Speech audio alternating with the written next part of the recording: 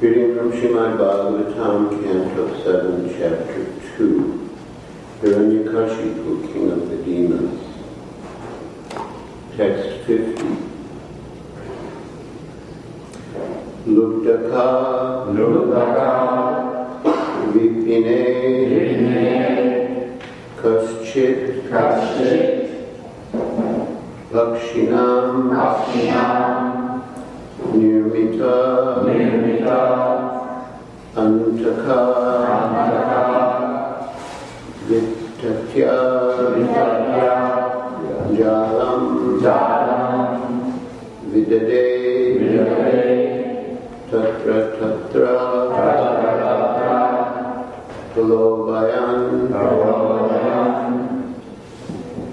Luddhako Vipine Kaschid Vakshinam Nirmitam Taka Vitatya Jalam Vidade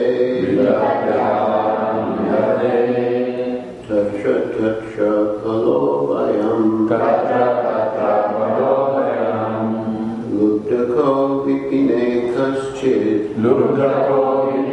Kaschid Vakshinam Nirmitam Taka Vitatya Jalam Vidade Tatra Tatra Pralobayan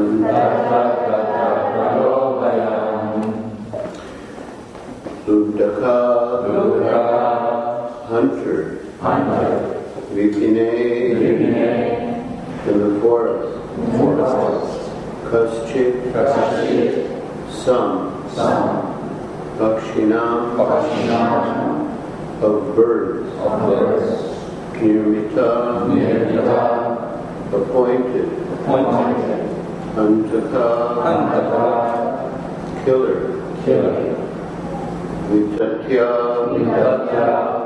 spreading Jalam a net Vidade captured Tatra Tatra here and there Pralobayan luring with food Translation. There was once a hunter who lured birds with food and captured them after spreading a net.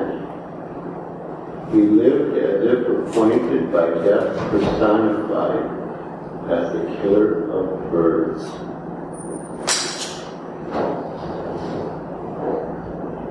Purport is just one line. This is another incident from the histories. That's 51. Can we do without the basement?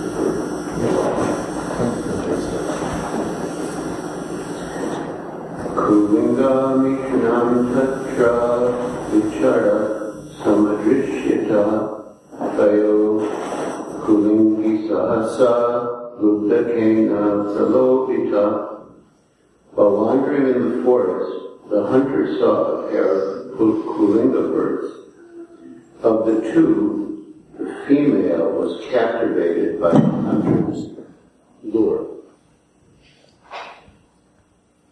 Sasajata Sichastantriam Mahishya Kalayantrita Kuliìga Samtatapanam Nirishya Vrishadukita Snehad Akalpa Kripanam Aryadevaya.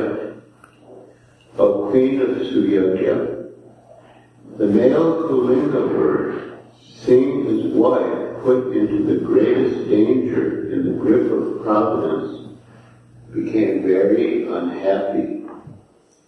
Because of affection, the poor bird, being unable to release her, began to lament for his wife. Aho akruno deva striyakarunaya vibhu kripanam mam anusochantya dinaya kim karishyati. Alas, how merciless is Providence! My wife, unable to be helped by anyone, is in such an awkward position and is lamenting for me. What will Providence gain by taking away this poor bird? What will be the profit? Samanaya Tumam Deva Kim Ardena Mano Hime Dinena Jivata Dukam Anena Vidurayusha. If unkind Providence takes away my wife, who is half my body, why should he not take me also? What is the use of my living with half of my body, bereaved by loss of my wife? What shall I gain in this way? Katam tvajata paksham stam matrahinan vibarmyaham mandavagya pratikshante nideme mataram praja. The unfortunate baby birds, bereft of their mother, are waiting in the nest for her to feed them. They are still very small and have not yet grown their wings. How shall I be able to maintain them? Purport by Srila Prabhupada. The bird is lamenting for the mother of his children because the mother naturally maintains and cares for the children. Yamaraj, however, in the guise of a small boy, has already explained that although his mother left him uncared for and wandering in the forest, the tigers and other ferocious animals had not eaten him. The real fact is that if the Supreme Personality of Godhead protects one, even though one be motherless and fatherless, one can be maintained by the goodwill of the Lord. Otherwise, if the Supreme Lord does not give one protection, one must suffer in spite of the presence of his father and mother. Another example is that sometimes the patient dies in spite of a good physician and good medicine. Thus, without the protection of the Lord, one cannot live, with or without parents.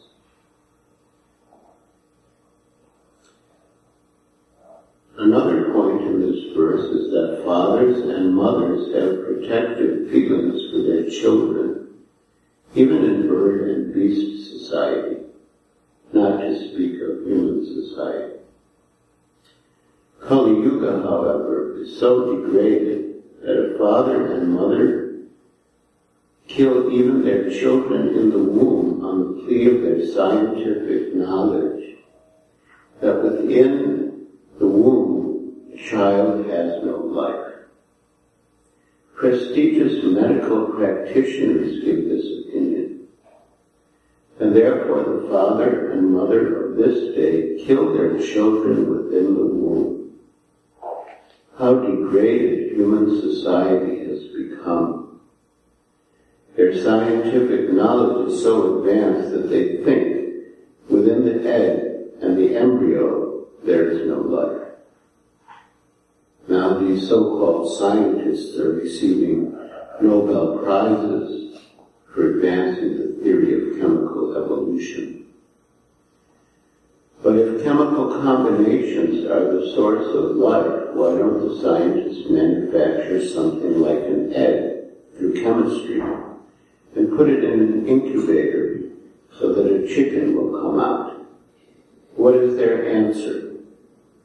With their scientific knowledge, they are unable to create even an egg.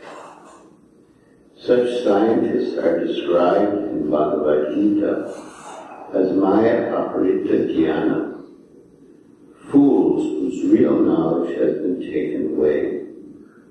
They are not men of knowledge, but they pose as scientists and philosophers, although their so-called theoretical knowledge cannot produce practical results.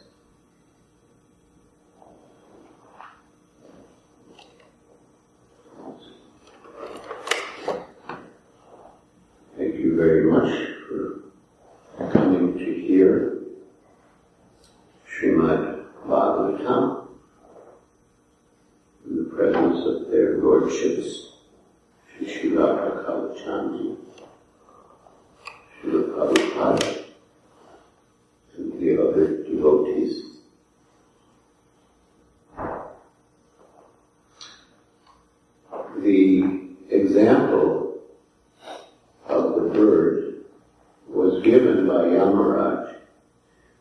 appeared in the form of a young boy to speak transcendental knowledge to the relatives of King Suyajïa after the king had died. Yamaraj is the Lord of Death, but more than that, he's one of the Mahajans, one of the great authorities in Krishna consciousness. And out of compassion for the relatives of the great King Suyajïa, he came in the guise of a child, because children are innocent and people are generally more comfortable with children than with adults. On the flight here, there was a mother with a young child sitting next to me. And then across the aisle there was a young lady, and she kept turning and looking at the baby and like smiling and making eyes, which she never would have done to an adult. But she felt comfortable with the young child because they're innocent, they have no malice, and they have no capacity to really harm you. So Yamaraj came in the guise of a boy, but because he's actually Yamaraj, the great authority on Vedic knowledge, he spoke profound truths to relieve the suffering of lamenting relatives. And within the course of his discussion, he told the story of the hunter and the birds. That the female bird was captured in the net of the hunter, and her husband began to lament for the loss of his wife. And he also lamented for the condition of his children who would be bereft of their mother. And while he was lamenting in this way, pitiable way, the hunter released an arrow and killed him. That comes in the next verse. So by lamenting, he achieved nothing. He just wasted his time without any benefit to himself or anyone else. And in the end, death came and took him away. So the purport of the story is that we should not lament for the loss of material things. If we have to lament, we should lament for the fact that people are not becoming Krishna conscious, or lament for the fact that we are not developing love for Krishna. But not for the loss of things in the material world that can never be brought back. Our spiritual life is eternal, but our physical bodies are temporary. And no matter what we do to preserve them, eventually they will be lost. So we should rather use our time for the benefit of the soul, which is eternal, and our relationship with the Supreme Soul, Krishna. Nitya Nityanam, Chaitanas Chaitananam.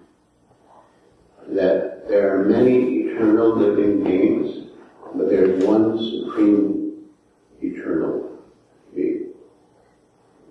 And there are many conscious living beings, but there's one supreme conscious being. And that one supreme eternal conscious being is maintaining all of the other living beings. have a natural, eternal relationship with Krishna, and we should use our time and energy to develop our relationship with Him. And that is the process of Krishna consciousness. In Kali-yuga, the main part, or the main practice of Krishna consciousness, the chanting of the holy name, Hare Krishna, Hare Krishna, Krishna Krishna, Hare Hare, Hare Rama, Hare Rama, Hare Hare. By chanting the holy names without offense, the heart becomes cleansed. Cheto Darpana Marjana. All the dirty things within the heart are cleansed. And what are the dirty things? Srila Prabhupada said the first dirt, the primal dirt within the heart, is the conception that I am the body. Because we identify with the body, we think not only I am the body, but we think that everything related to the body is mine. My wife, my children, my house, my car, my money. I, me, and mine. But actually, nothing really belongs to us. First of all, because it didn't come from us. Everything comes from God, so actually everything belongs to Him. And also, we can't keep it, so how can we say that it's ours?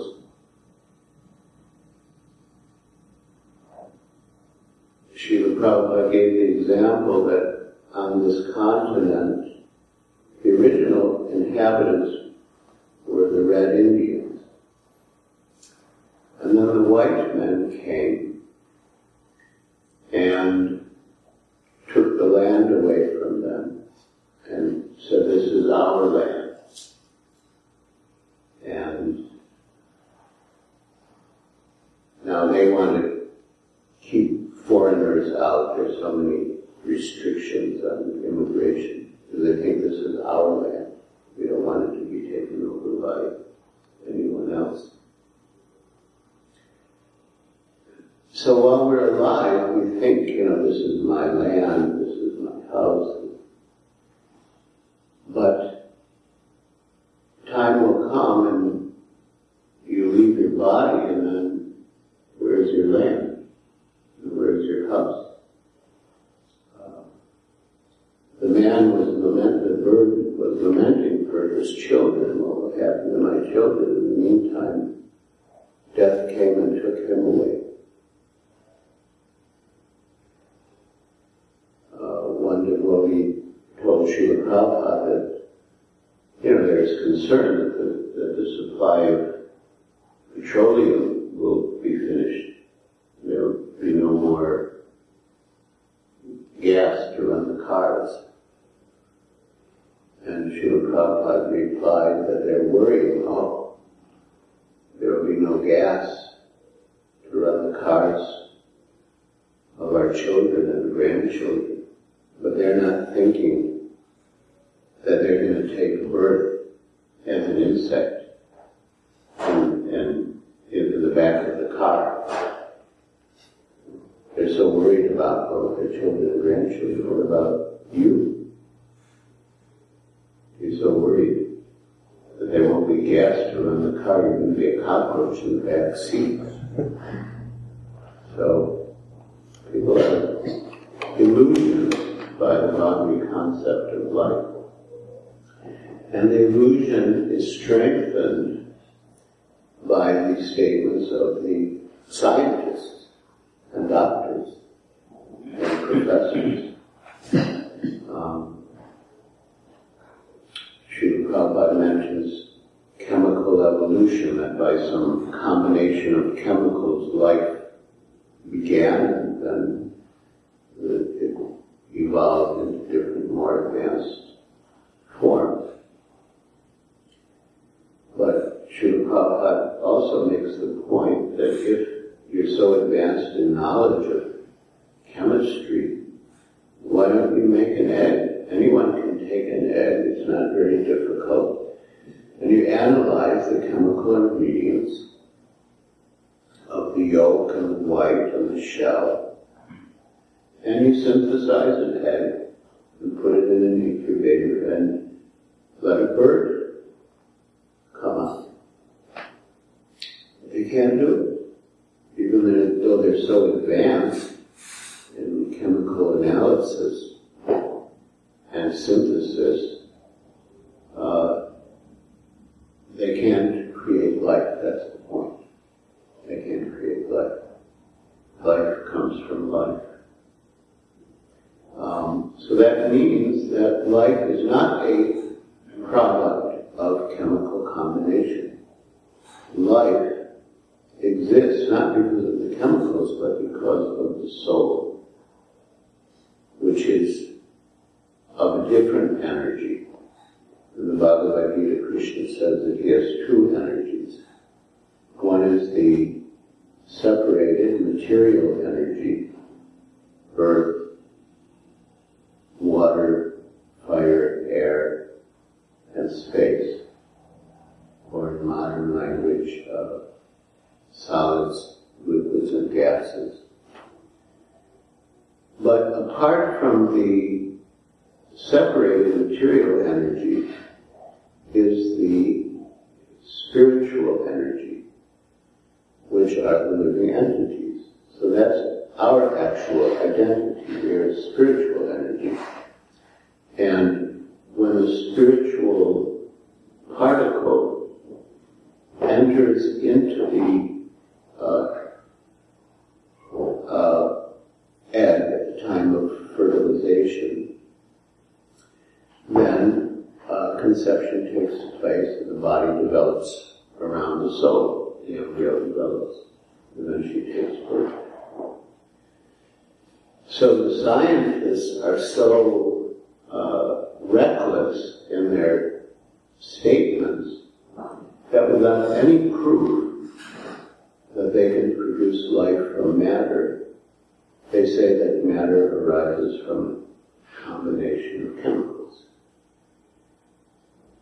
And that there is no life within the womb. And therefore, it's all right to kill the unborn babies within the womb. And therefore, they're less than animals. Animals have natural tendency to protect their offspring, both before they're born and after they're born.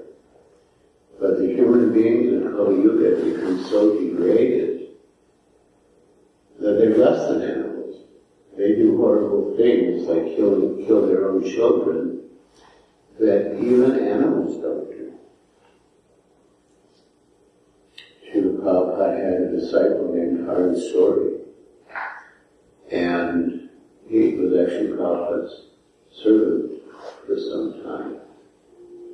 And he told Srila Prabhupada that his mother had actually planned to get him aborted before he was born.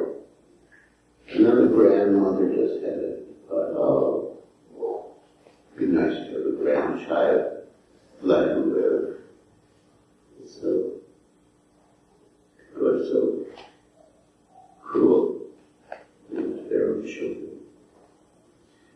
So this is kuliìga, the worst of ages, in the sense that people are the most degraded.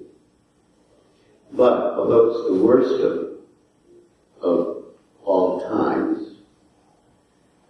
it also offers the best facility to become Krishna conscious and go back home, back to Godhead. In the 11th canto of Srimad Bhagavatam, or 12th canto, there's a description of the anomalies of the age of Kali. And the description is really bad. I mean, we're seeing it, how corrupt people are and how degraded they are. But at the end of the description, Sukadeva Goswami encourages King Parikshit, who's hearing Srimad Bhagavatam,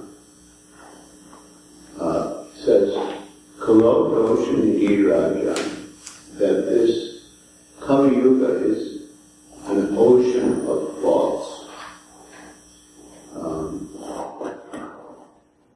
An ocean, there's no limit to it.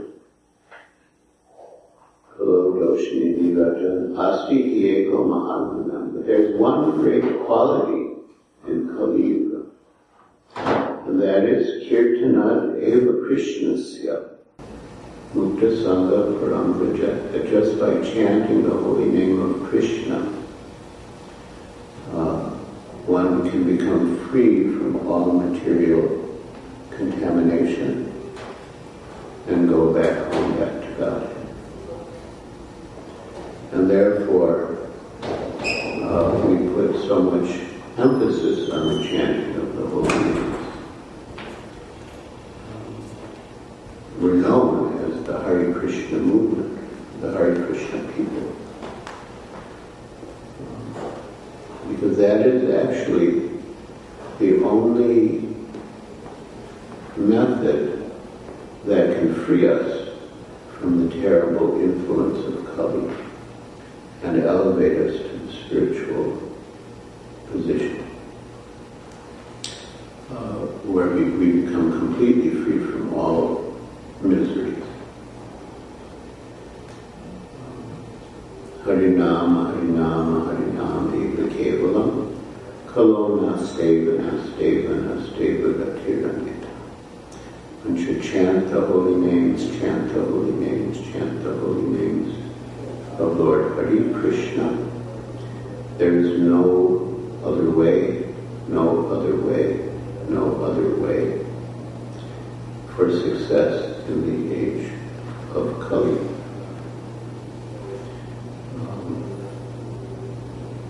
So we should chant and chant and chant whenever we have any opportunity. We should chant, and even within our minds we can chant. In one lecture, Srila Prabhupada was saying how a devotee always thinks of Krishna, Manana Bhagamadbhakti. And he gave the example of King Ambarish. He was the emperor, but still, Savayam Krishna Padaradinda, he was thinking of Krishna. We're thinking all the time. It's not that our activities stop because we're thinking. We're always thinking. When we read the day before yesterday that during the daytime a man is like daydreaming about how important he is. And at night he's dreaming that he's enjoying with a woman.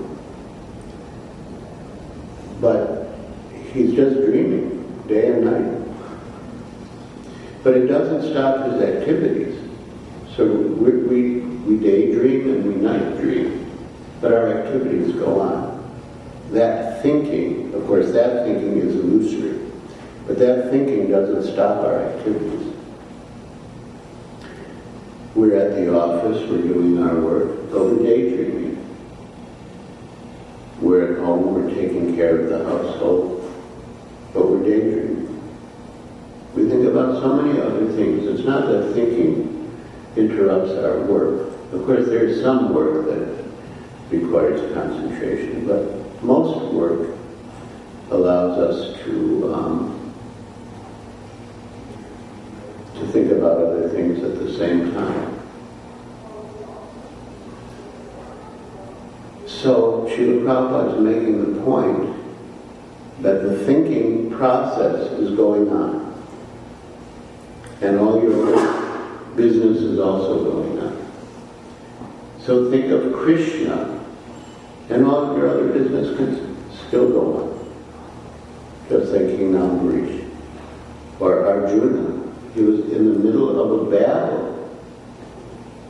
He was fighting and killing people and trying to save himself from being killed.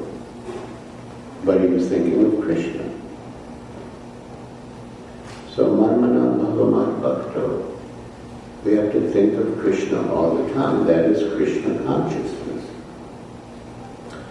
And if we think of Krishna all the time during our life, then at the time of death, we'll also remember Krishna. And Yam Yam Bhakti Smaram Bhavam, whatever our thoughts are at the time of death will determine our next life. So if we think of Krishna at the time of death, we'll go to Krishna. We'll go to the eternal kingdom of God and live with Krishna and play with Krishna. But we have to practice now. To practice now. Otherwise, if we think of everything else now, then how will we think of Krishna at the time of death? So we have to practice now.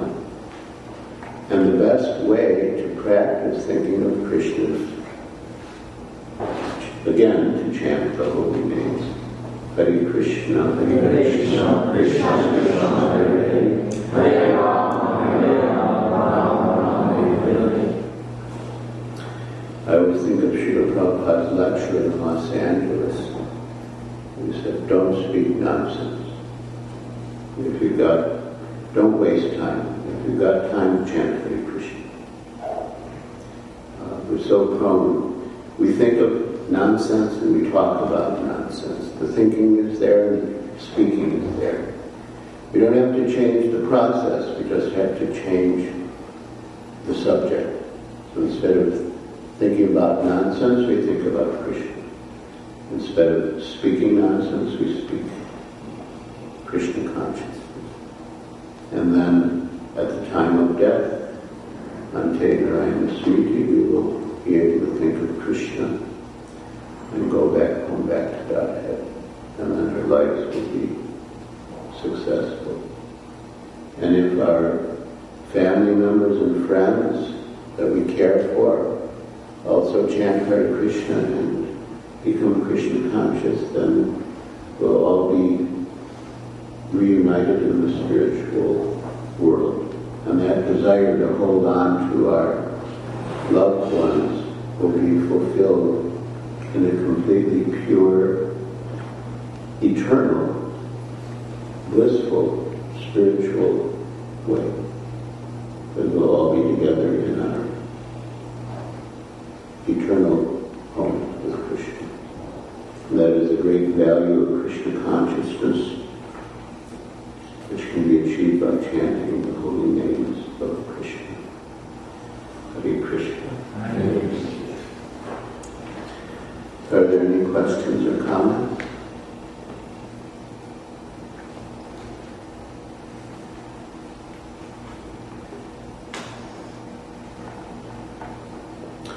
There's another point about working for material benefit, which is that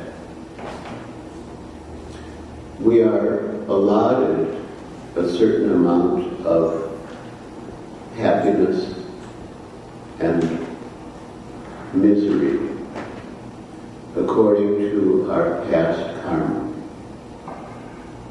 We have a certain destiny.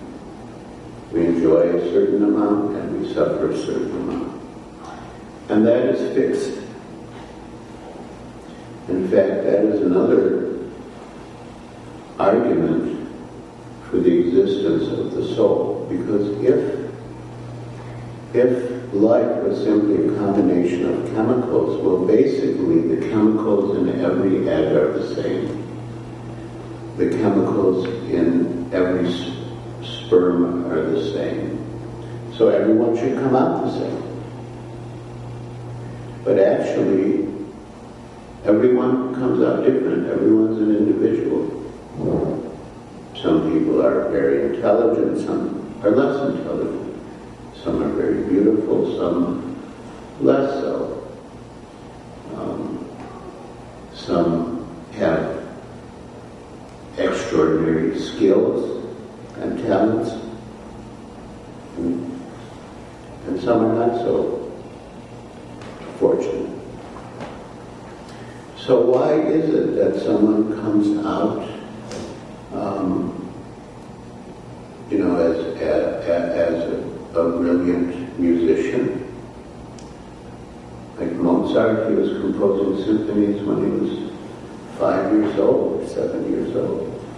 And why is it that someone comes out and can't even keep a beat? It's because every soul is individual, and every soul carries with him his destiny, his karma based on his past activities. And therefore everyone is distinct, everyone is individual, and everyone has his own particular combination of pains and pleasures that come with the body. And there's nothing you can do to change it.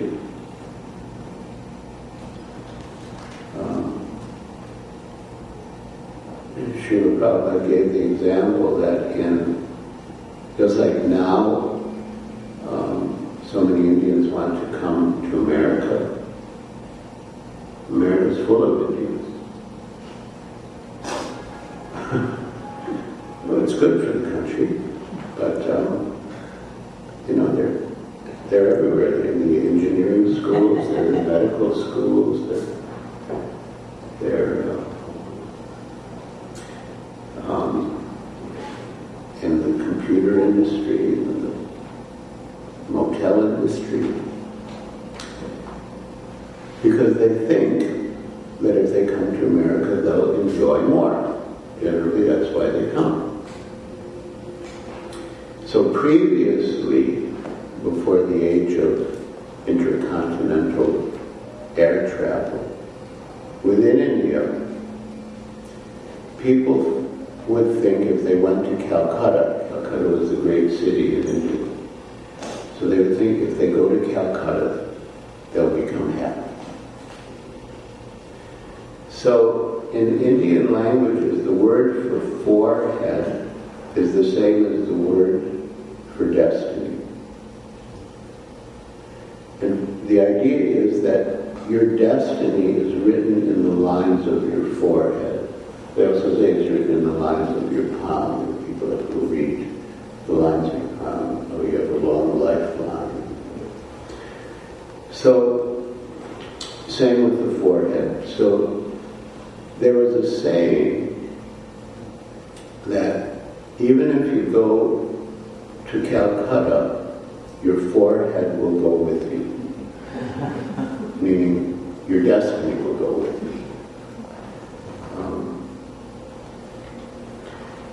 There's one story from Persian literature that our God brother Ravindra Prabhu quotes sometime.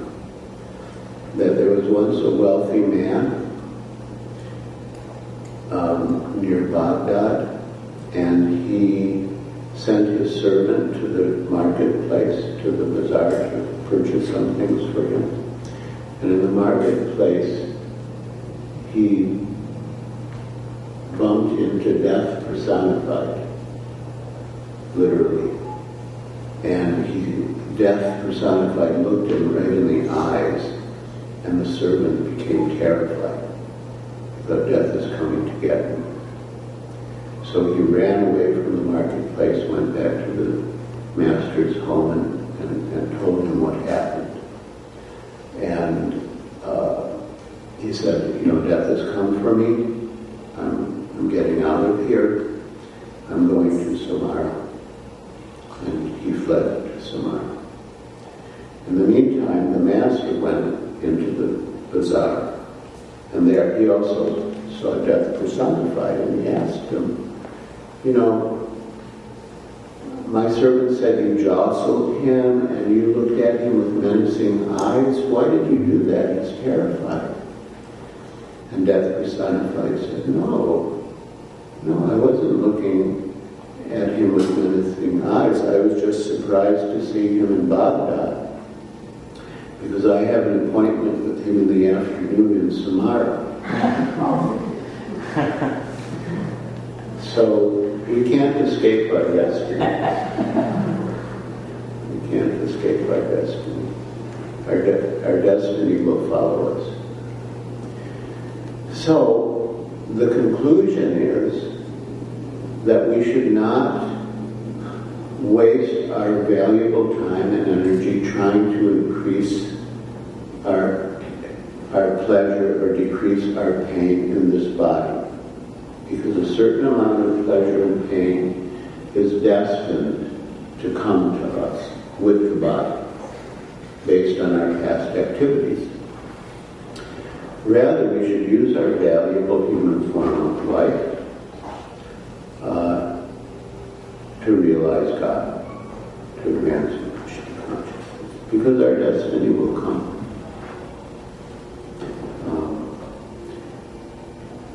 As Srila Prabhupada mentions in the purport, if someone is protected by Krishna, even in the jungle, he can live. And if someone is not protected by Krishna, even at home in the presence of the parents, he can die. I have a very nice Ayurvedic Vaidya, Ramakant Mishra. And one of his ancestors comes from a long line of Brahmins. One of his ancestors was the astrologer. Now, some people might question astrology, but astrology really means understanding what a person's destiny is, what a person's karma is. And everything is so perfectly arranged by God that you can read it in the forehead, you can read it in the lines of the palm, you can read it in the configuration of stars and planets when the person was born. There are so many ways. You can read it in the person's face. Different parts of the face represent different parts of the person's destiny. Different decades of a person's life are revealed in different parts of the face. That by their bodily construction, by their shadows, it's such a science. Srila Prabhupada said that astrology is the most advanced material science. It is material, no doubt. It's the most advanced material science. So Vaidya Mishra, one of his ancestors, was in the court of Vikramaditya, who was one of the great kings of India. And Vikramaditya had these jewels, they called them Navaratna, these 9 jewels in his court, and his ancestor, the astrologer, was one of them. So he did the horoscope for the king's son, the prince.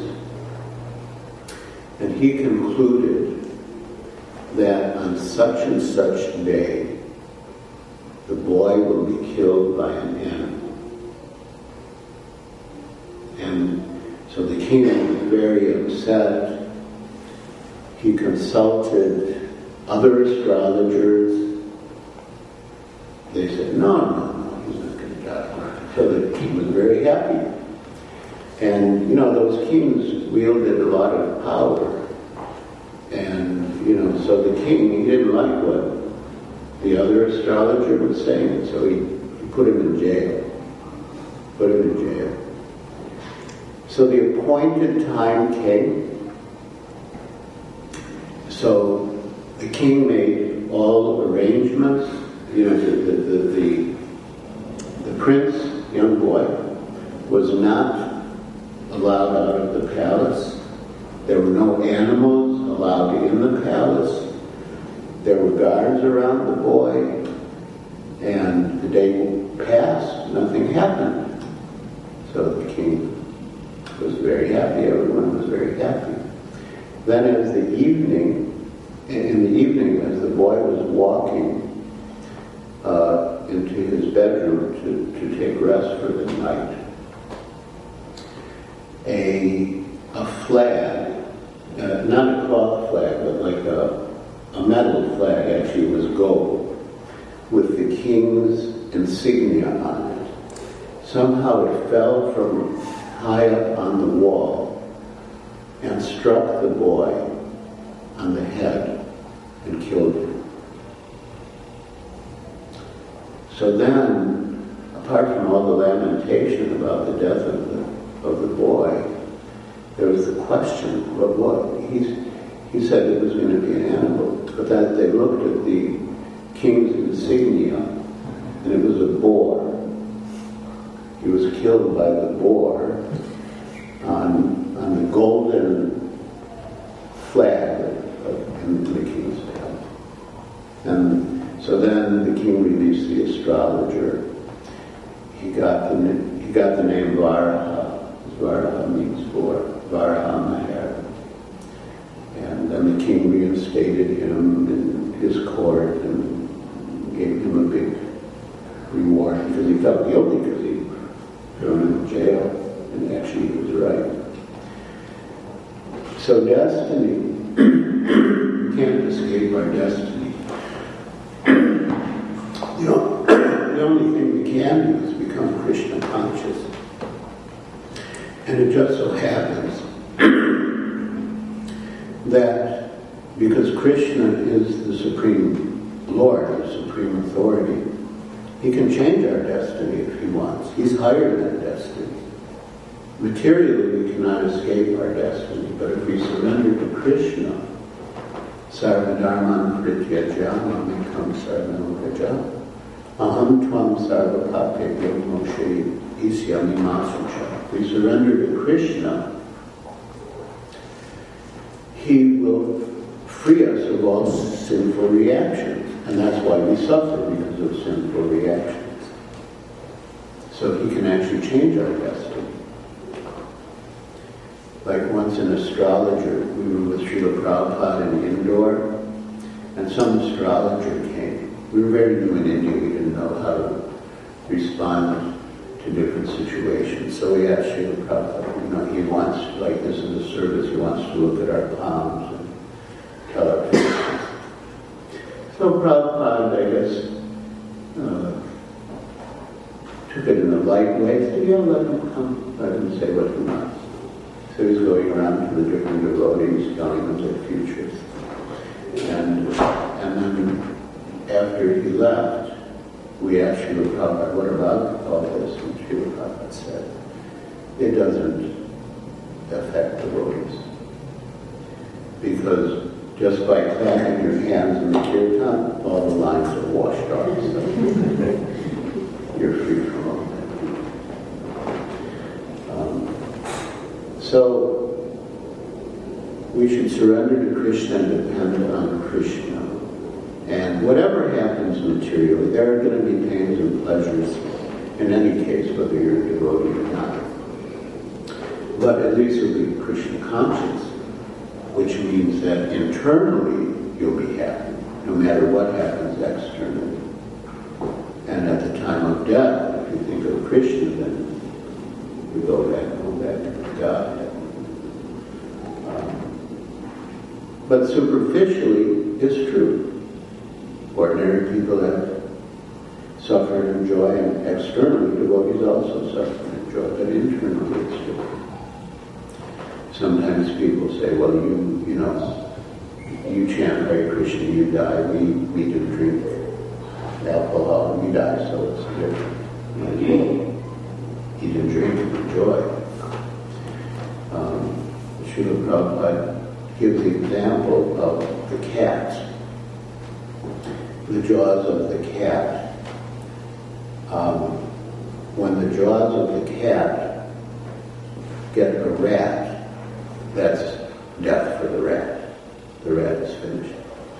But the same jaws pick up the cat's kitten, and it's like a loving movement that the mother cat is taking her kitten to some other place.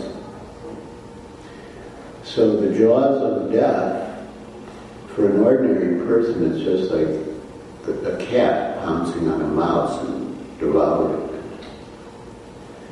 But for a devotee, the jaws of death are like the cat picking up the kitten and taking the kitten where the mother wants.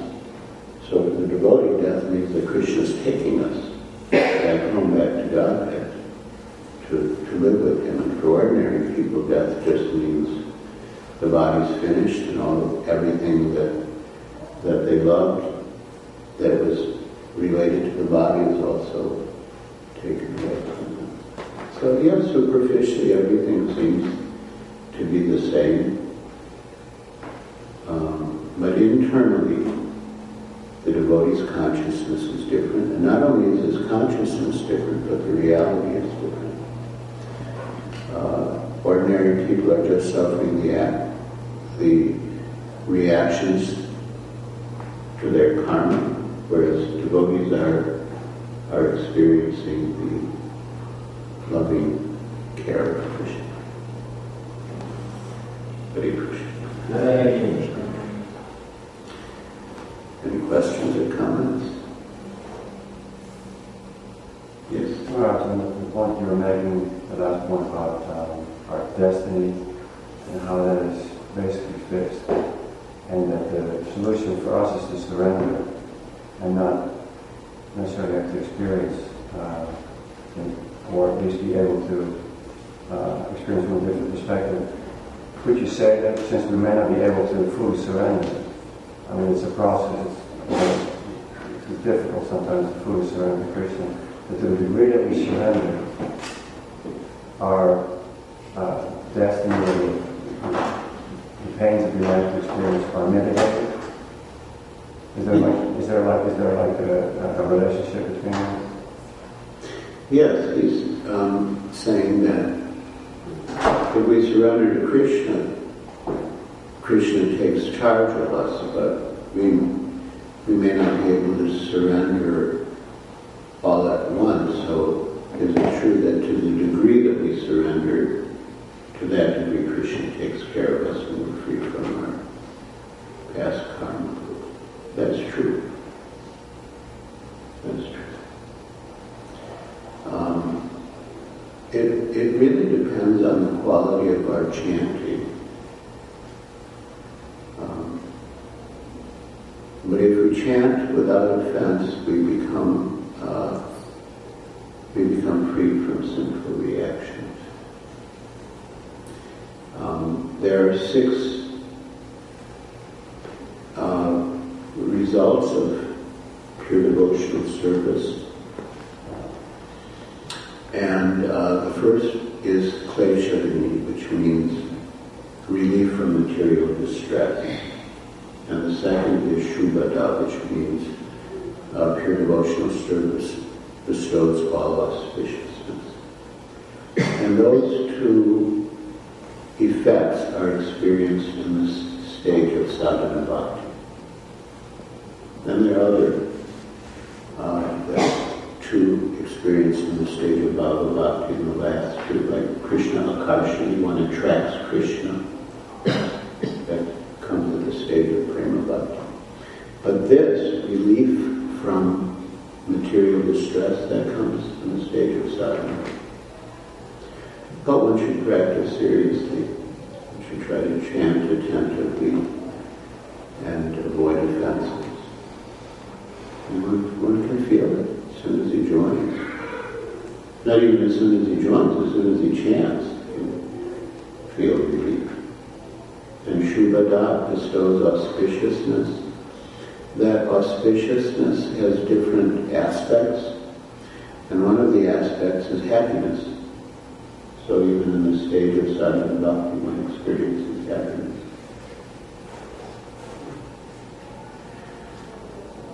And when one develops good qualities and in the stable side of the body, they can feel the results immediately.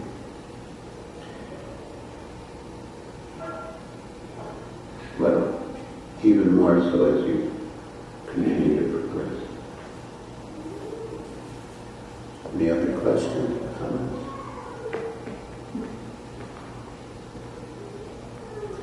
Okay.